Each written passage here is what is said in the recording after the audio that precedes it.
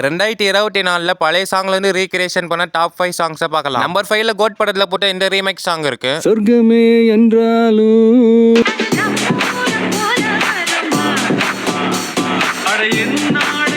Number 4ல இந்த சாங்கை வச்சு ரீமேக்ஸ் பண்ண இந்த சாங் இருக்கு.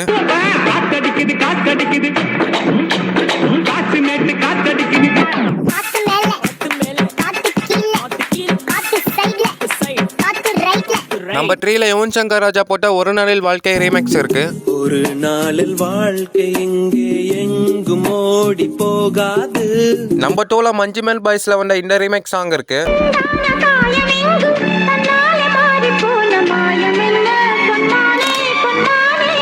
நம்பர் 1ல லப்பர் பந்து படத்துல போட்ட இந்த ரீமேக்ஸ் இருக்கு.